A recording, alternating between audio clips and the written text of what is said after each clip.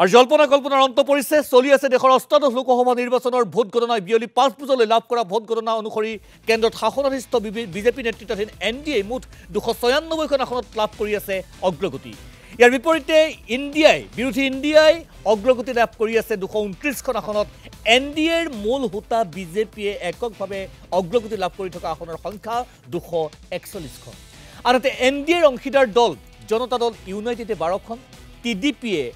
16খন আৰু লোক জনশক্তি পাৰ্টিয়ে 5খন আসনত অগ্ৰগতি লাভ কৰি আছে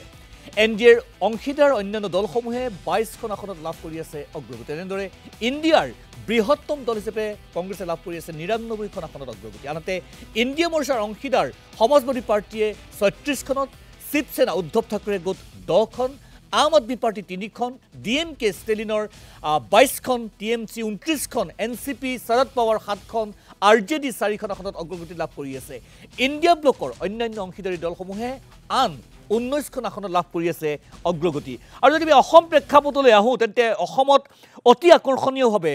এই মুহূৰ্তলৈকে এনডিএ 11খন আসনত অগ্ৰগতি লাভ কৰি আছে আৰু ইণ্ডিয়া অৰ্থাৎ কংগ্ৰেছে 3খন আসন ক্ৰমে ধুবুৰী আৰু নগাঁও আৰু যোৰহাট আৰু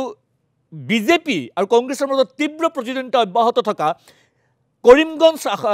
যিখন আসন তাত ইতিমধ্যে 8 লাখ ভোটৰ গণনা সম্পন্ন হৈছে আৰু 3 লাখ ভোট বাকি আছে আৰু এই পৰ্যন্ত 11787টা ভোটৰ ব্যৱধানত কৃপানাথ মাল্লা ভাৰতীয় জনতা পাৰ্টিৰ প্ৰাৰ্থী অৰ্থাৎ এনডিএৰ প্ৰাৰ্থী কৃপানাথ মাল্লা আগবাঢ়ি আছে যদিও বা আৰু 3 লাখ ভোটৰ গণনা কৰিবলৈ তাত বাকি আছে যেহেতু পলমকৈ তাত ভোট গণনা হৈছে আৰু সমান্তৰালভাৱে উল্লেখ কৰিব বিচাৰিছোঁ যে এইবাৰ নিৰ্বাচনত ধুবুৰী সংসদীয় সমষ্টিৰ কংগ্ৰেছ প্ৰাৰ্থী ৰকিবুল হুছেইনে অভিলেখ গঢ়িবলৈ সক্ষম হৈছে ইতিমধ্যে যদিও আনুষ্ঠানিক হোৱা নাই প্ৰায় 9,03,305টা ভোটৰ ব্যৱধানত জয়লাভ কৰিছে ৰকিবুল হুছেইনে যিটো ভাৰতৰ ভিতৰতে সম্ভৱতঃ আটাইতকৈ বেছি বৃহৎ